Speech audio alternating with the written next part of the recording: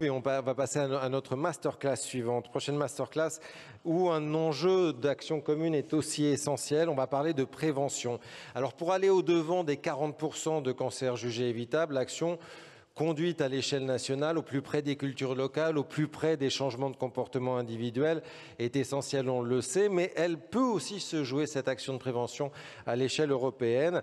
Alors on le verra demain à travers des actions conjointes, on le verra demain à travers des échanges de bonnes pratiques qui peuvent se faire au niveau européen, mais cette action commune, elle concerne également l'homogénéisation des réglementations et notamment des taxations dissuasives, et en particulier en matière de tabac. Ça a été évoqué tout à l'heure par Jérôme Salomon. On va en parler, comment la dimension européenne peut avoir un rôle clé en matière de tabac, où les dispositifs sont importants, mais où les disparités de prix restent très conséquentes. Pour plaider une convergence sur ces taxations, j'accueille la directrice du Smoke Free Partnership, Anca TOMA est avec nous. Sous vos applaudissements.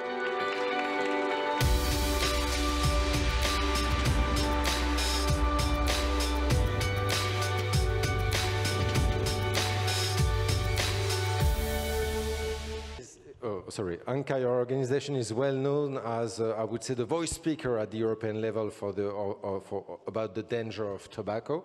This is a claim for years. This is a claim for really a big involvement, days and days, years and years, at the European level, and you federate different structures in Europe on this fight. Your claim for this masterclass will be the revision of the taxation policy on cigarettes. I would say this is not such a new issue. I mean, in the fight against cancer, the taxation issue is ongoing for years and years. Why is it for you so reluctant to strengthen some more this taxation now and in the years to come? Thank you. Thank you for having me, and good afternoon, distinguished guests. It's a very good question. Tobacco is probably the deadliest product that not enough is being done about for many decades now.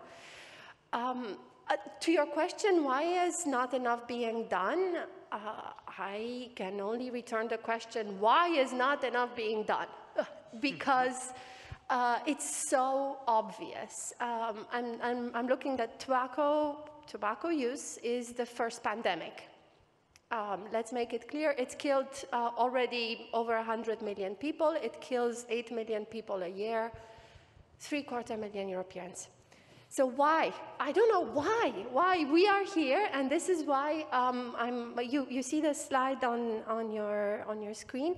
I am representing the Smoke Free Partnership, and we are a coalition of over 50 organizations working in public health and tobacco control across the European region. And we all work in partnership to lobby, to advocate. When it's industry, we call it lobby. When it's public health, we call it advocacy. And it's an important moral distinction. To end tobacco. This is our end game, and this is an aspiration that is now and has now been shared by the European Union, by the European Commission, and Madame la rapporteure par vous aussi. We work also in partnership with our sister organization, the European Network for Smoking and Tobacco Prevention, who is also represented in this room, and thank you. We do the advocacy part, and ENSP does the exchange of practices and supporting national organizations. It's a very good question.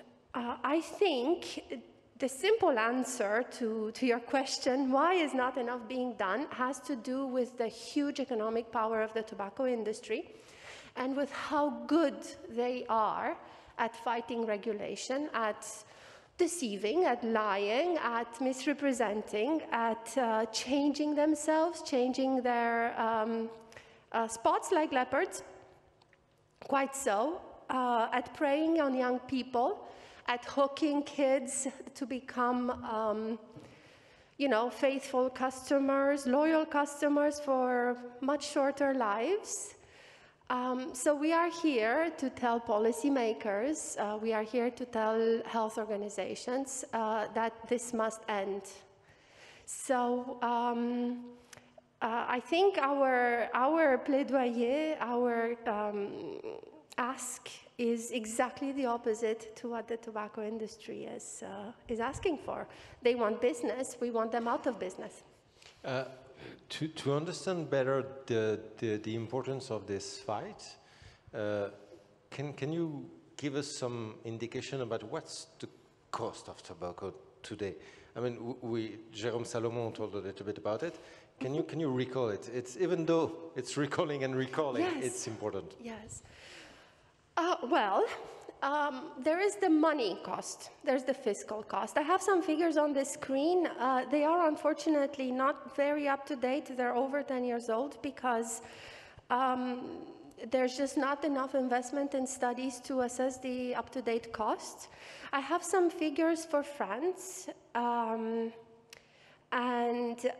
What I see here is that the costs of tobacco as of 2020 were of about 25 billion euros, when the fiscal receipts were about 16 billion. And that's just economic cost, okay? This is double what we would have had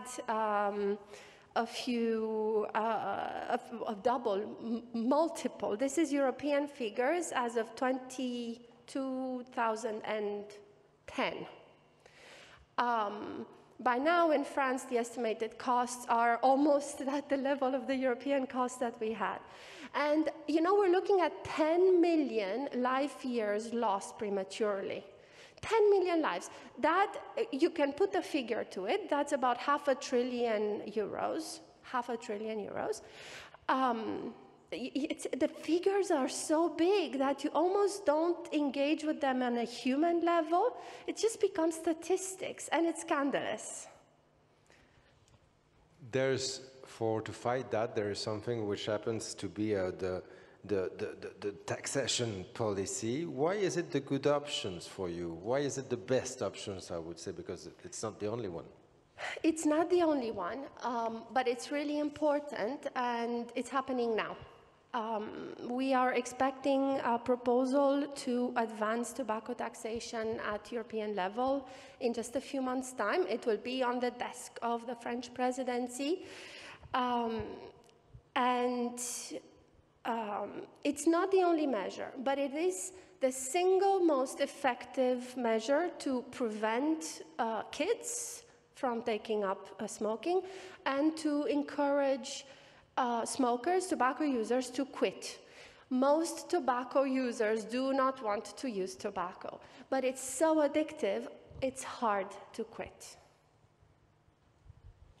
This is the importance of taxation. Yet, the importance that you have now is to review the legislation on taxation. Why is it important? Why are there still problems existing on these taxation policies, as they are existing in all countries?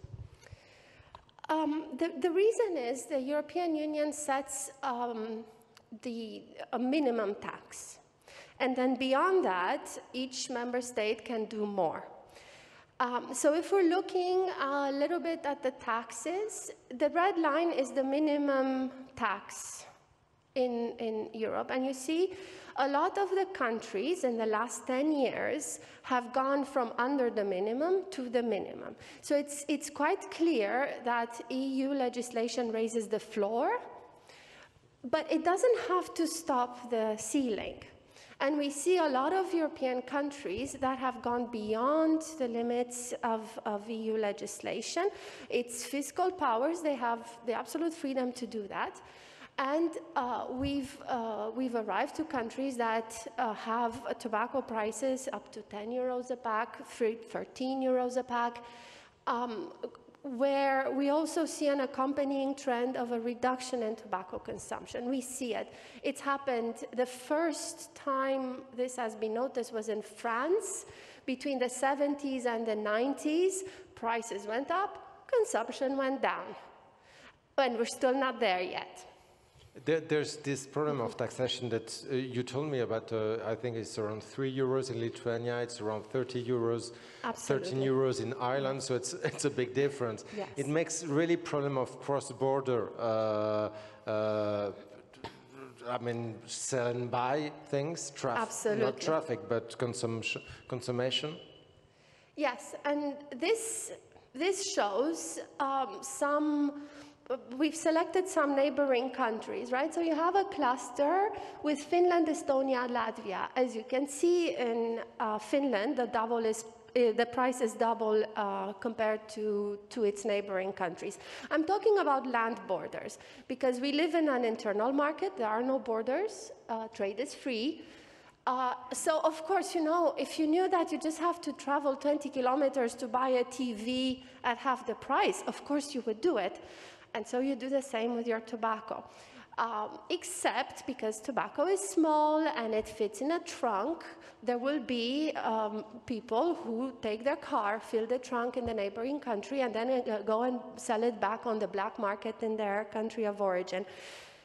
In France and its neighbors, it's the third set of columns. Again, almost double the price in Spain. 50% over Luxembourg and Belgium. There are cross-border hotspots, really, where this happens. There is a European Commission initiative to address the act of cross-border shopping and hopefully also address online shopping, which is still allowed in some countries, not all. Most actually do not allow online shopping of tobacco. And that is a fiscal administration issue. The question is, how do you control free trade? I don't know if it's okay, but tobacco is a special product. And the reason tobacco has excises attached to it is because of the need to offset the negative externalities of the product. It causes disease, it causes costs, productivity losses, death. Therefore, excises exist to try and compensate society by taxing smokers. Let's be clear, taxes on tobacco are paid by smokers. We should be talking about what is the tobacco industry paying, and I'm sure we'll get to that as well. So there is a rationale for restricting the cross-border trade of this product, which is taxed specifically to compensate the society that it hurts.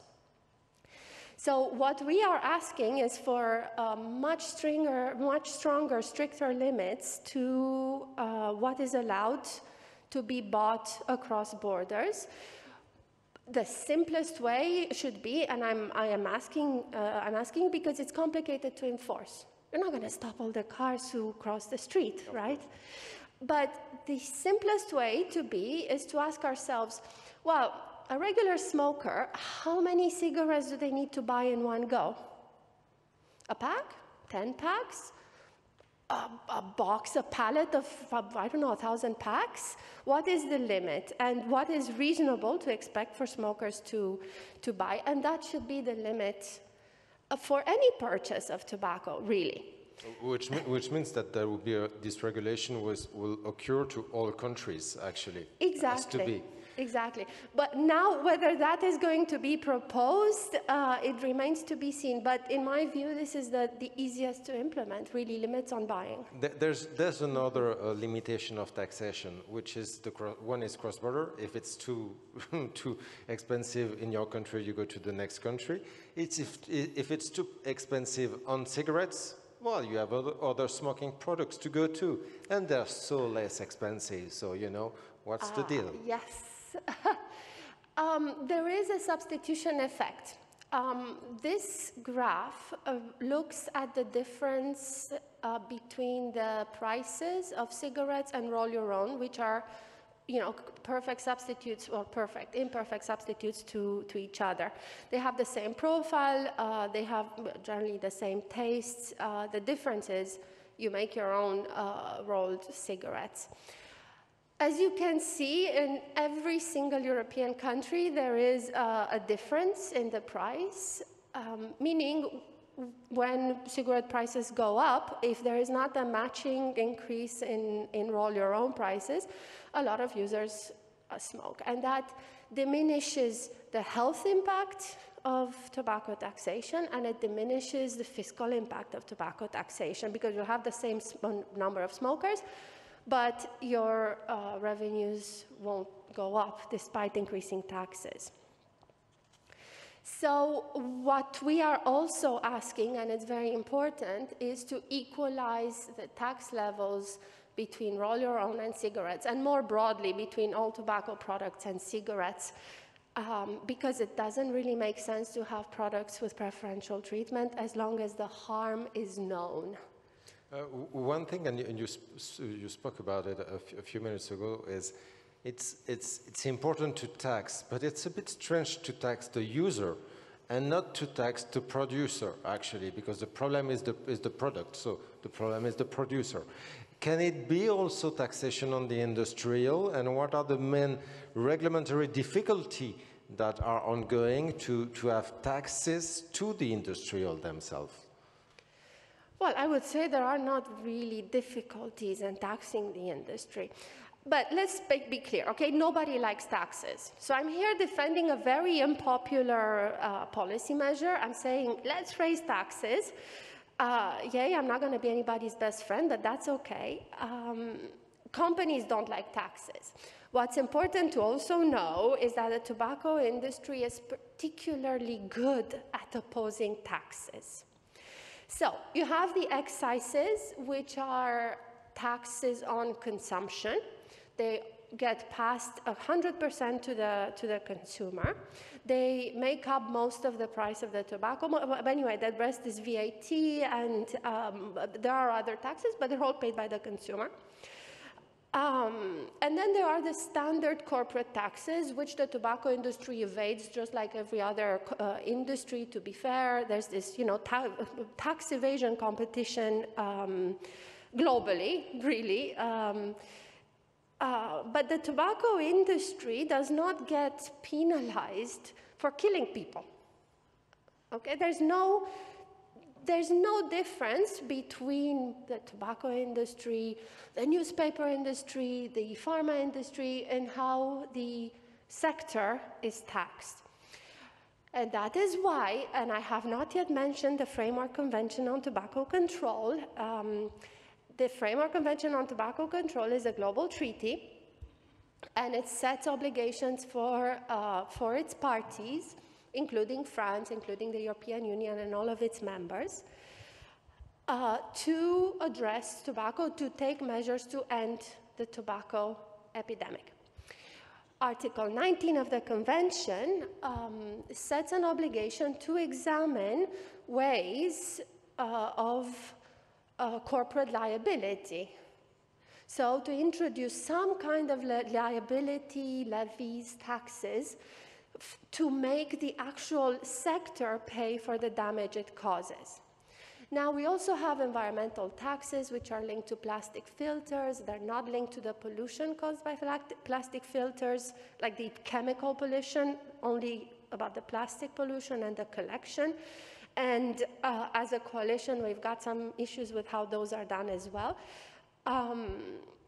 But there is no liability. So in the US, they've had lawsuits, and the tobacco industry was made to pay.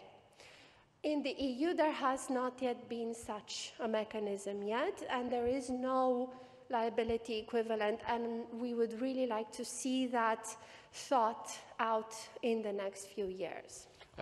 Until that, the only option is to work on taxation themselves. Absolutely. And work on the convergence of taxations. Yes. How can it be done? Because, I mean, do you want to raise tax in all countries, which will be difficult for the one who have low taxes and the one who have high taxes? Or do you want just to raise the taxes of the countries that have low taxes? What should be the convergence calculation? Well, first I have to say I'm not an economist, but at SFP we work with a group of amazing economists, and you might see some of them thanked in some of my, my slides. We have proposed, as part of our campaign on taxation, a number of mechanisms. Let's just say this, actually raising the minimum EU tax is the simplest way of going about it, because it automatically raises the floor. So it will automatically raise the taxes and the prices in the cheapest countries. What we are proposing, however, is to go a step beyond that. And what we're asking EU member states is to make a commitment of coordination on tobacco taxation, of coherence, of reducing cross-border or at least immediate cross-border tax and price differences, and of being good neighbors, really not competing unfairly on tax like some of France's neighbors might be thought of doing. So what we've proposed is this. One, some mechanisms to increase the convergence of prices based on the European weighted average price. The European weighted average price would be, most simply explained, the total price of all the cigarettes or any category sold in a year divided by the number of units that is calculated for. So it's a sort of moyenne of some kind. The European weighted average price being as a basis, we say, let's agree that the tax will be a minimum of 60% of that. And that will take us to a certain level of price. Of course,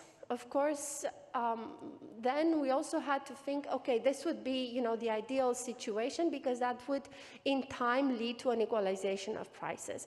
But we still have purchasing power differences in Europe.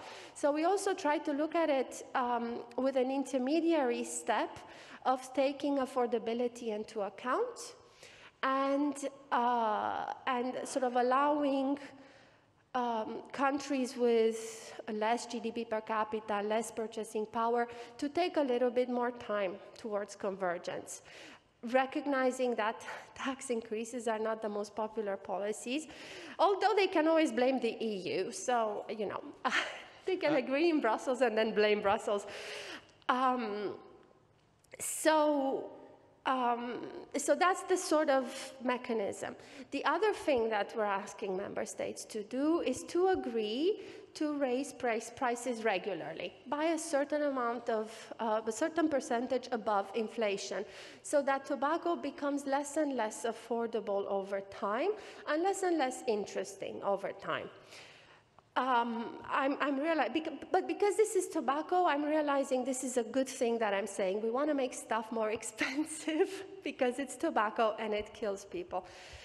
The third thing that we want is to, well, the next thing that we want is to apply the same system to all tobacco products. Roll your own, heated tobacco products, and all of these niche products that keep sort of eating a little bit more and more into cigarettes because they're so much cheaper.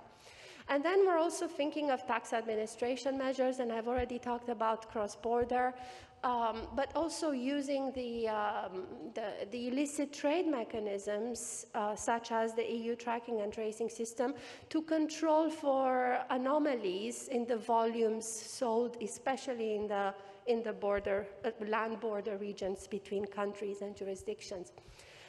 Ideally, we'd also like to see a licensing system so that not everyone, in France it's easy because there is a licensing system, but most European countries don't have one. There's no buraliste system in every European country. So these are our general proposals. And this is a simulation of what it would mean for the hotspots that I've mentioned. So if you look at France, you see already how in the green scenario with affordability adjustment, how the Luxembourg prices would go up quite a lot and quite immediately. And of course, you know, Luxembourg sells about 5 times, I'm sorry, Luxembourg, but you do sell 5 times more cigarettes than you consume. So there is something, you know, wrong in there. But it would also increase overall the prices, and not by a huge amount everywhere, in some hotspots. One thing that is always said when it comes to raising the taxation is, okay, let's do it, but who's going to pay for it? The smokers. Yes. But which smokers are going to pay for it? The poor person, the precarious person, because they are the ones who are smoking a lot, who are the less engaged in the prevention action, and who have the less money for smoking, and they don't have any option than to go on smoking. You say it cannot be an efficient policy if not a global policy, meaning it's not only taxation, but how to really support prevention to this population, as it's been a long time and a long story ongoing, and the results are really low. Well, what I hear you saying is tobacco taxation is a regressive policy. It punishes. You know what? Tobacco is regressive. Tobacco itself. So in this case, in my view, in our view, 2 regressives make a good thing, because poorer populations are more susceptible to prices, and so they will smoke less or they will stop. And of course, this isn't enough, because it does feel like a punishment. So it's very important to accompany increases in tobacco taxes and increases in tobacco prices with measures to support smokers in quitting through the national systems, through the universal care that we have here in Europe. And investing a small part of that money into tobacco cessation support, absolutely. And this is probably the only sustainable tobacco control measure that actually costs anything. Everything else is free. So, yes, absolutely. If this is the only thing that we invest in supporting tobacco control, I'm sorry, but this is, I had a slide with the WHO best buys. This is a fantastic buy. It is indeed, and it needs to have a conviction to build this kind of plan. It needs also something else, which is, I would say, a proper and a fair consultation and dialogue frame at the European level. Last summer, the report of the Corporate Europe Observatory, Smoke and Mirrors, pointed the weakness of transparency and the importance of lobbies at the union level still on. Is this a major issue for you, and what can you wish to have a more transparent frame for negotiations? Because this has to be implemented, and to be implemented, it has to have the good frame of negotiation and transparency. Well, first of all, let me just say this has been a major issue for us in general in the tobacco control community, and we have been working with Corporate Europe Observatory on that report and on several others before and since. Since 1950, since the 1950s, when the danger of tobacco was starting to be known, the tobacco industry has been the single opponent of effective tobacco control policies. When it was obvious that tobacco kills, they came with filtered cigarettes. When those were starting to lose interest, or that became known, there were slims. Now there's all these novel products with all kinds of health claims. We know this story. The Yes. thing is now on how to improve transparency, Yes. and where are the weakness points in that transparency on the action now.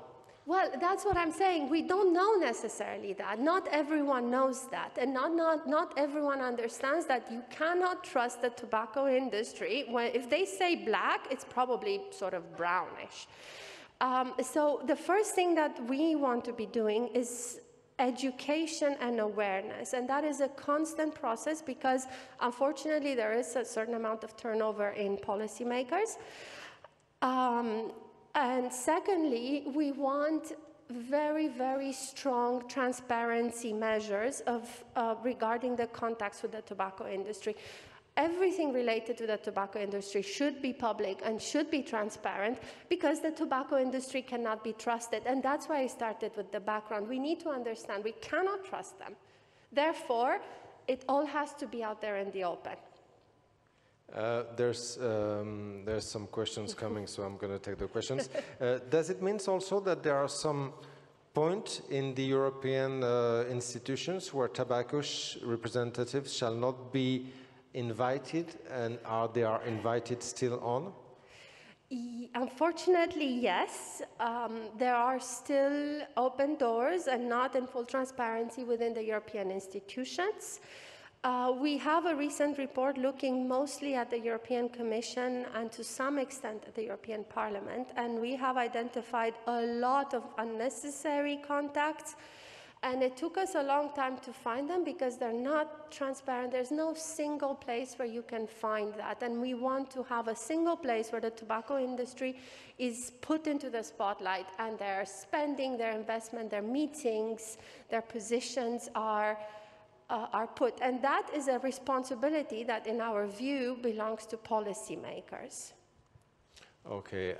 Questions in the audience, questions also online to Anca about the proposal she has, the difficulty to also to achieve and implement these actions. Alors, some questions are in French. I know you speak French. Maybe I will tell them in French because they're really, you've got the longest questions online masterclass. So if it's some of them are quite novels actually. Alors, je vais le dire en français. En France, une grande part des fumeurs ont des revenus faibles et moins d'accès aux informations de prévention santé, notamment sur les consultations d'addictologie. Ces taxes les touchent donc plus de plein fouet, sans pour autant pouvoir bénéficier d'aide à l'arrêt. Ces taxes augmentent les inégalités sociales. Comment y remédier? Ça, vous avez répondu à cette question il y a quelques instants. Mais il y a une autre question. Alors, je les lis au fur et à mesure. Alors, attendez. Oui, voilà. La France, quelques faits sur le ton lent en France.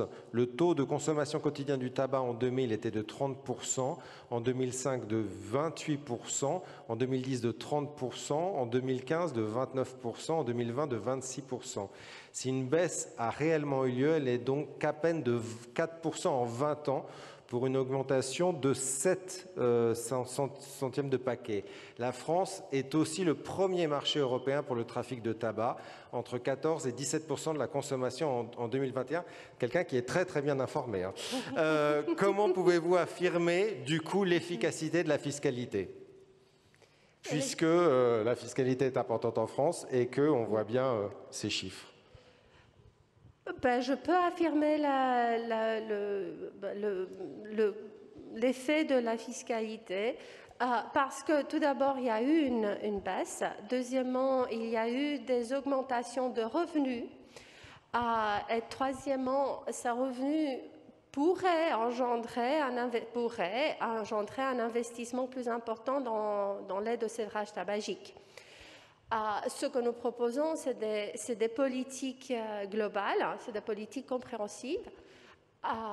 Et tout d'abord, il faut aussi reconnaître le fait qu'il y a eu cette baisse, que cette baisse continue et que tout ce qu'on sait de l'histoire de la lutte anti-tabac en France, c'est qu'une politique globale a fonctionné dans la réduction du tabagisme. Donc, nous regardons aussi l'image un peu de perspective, et il y a une tendance, et cette tendance sera continuée par des politiques qui continuent à pousser contre le tabac. Back to English. Are there questions in the room to Anca, Thomas? Yes. If you can present yourself. I'm sorry, I was... Oh, you have to... Oh, I have to speak. Okay, can you hear me? I'm Thais Rocke. I'm from Terra Panacea. But my question is more like personal. I'm not representing any company here. First of all, thank you so much, Anca, for the presentation and for your hard work, which I think we all have to be thankful for, and grateful also for the kids. So thank you for that. My question is a little bit looking towards the future, or how it could look like. For instance, Prime Minister in New Zealand, she has announced that she would like to ban tobacco from the kids, right? So that kids won't have access to that. So these kids, when they come out of age. But my question is, can you think of a backlash there? So for instance, could we actually envision a future where tobacco would become an off-limits drug?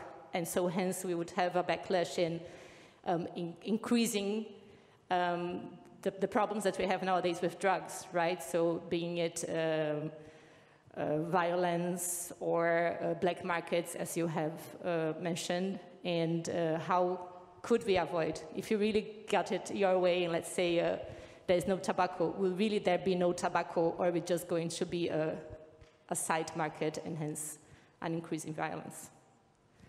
Thank you. Thank you. The idea is to have a long-term plan that reduces tobacco gradually and sustainably to the point where it becomes irrelevant. That's the simplest way of explaining it. So we're working on the tax issue because it addresses, it helps governments because it replaces revenues lost. And it helps reduce the uptake. But there are other policies as well. We're talking about limiting advertising and promotion, about not making, when you raise your kids, you raise your kids not to smoke, but in an environment that doesn't promote smoking. It's about taking it off the screens. It's about taking it off the streets and out of clubs and restaurants where sometimes it is still allowed in some parts of Europe. So it's a global policy. I'm here to talk about taxes because it's the hot topic right now and it's the first thing that we can do. But we do have a more comprehensive approach to it. So yeah, the point is that it becomes irrelevant, that it becomes so small that if in 20 years it becomes illegal, it won't really make any difference. Are there some other comments or questions to Anca in the room? There's one question on the internet is, what is your position regarding electronic cigarettes? As we know, I guess that for electronic cigarettes, there is a whole question of categorization. Pharmaceutical product or consumption product. And it's a really divided debate, actually, at the moment. What's your position on that? Shall it be considered as a pharmaceutical product, then less restricted deployment diffusion, but it could promote a prevention message, or shall it be considered as a consumption product, no prevention message, but a larger scale of distribution? It's not a complicated question, but it's a tough question. And the simplest answer is, because we're here representing a consensus, or I'm here representing a consensus, and there is no consensus in the scientific and health communities about how to use these things. However, let's just say, we say it's no consensus, but actually there's a lot of consensus. And I'll tell you what the consensus is about. We don't want these things promoted, new products, e-cigarettes, promoted to kids. We do not want these promoted with health claims unless they can be proven. If you make a health claim, prove it with clinical trials. Third, we want these products taxed. There has to be a tax, and it has to be specific, and it has to be significant. There are some other areas where we do not necessarily agree because there's a cultural aspect, and different countries have taken a different approach to using these products as part of their health policies.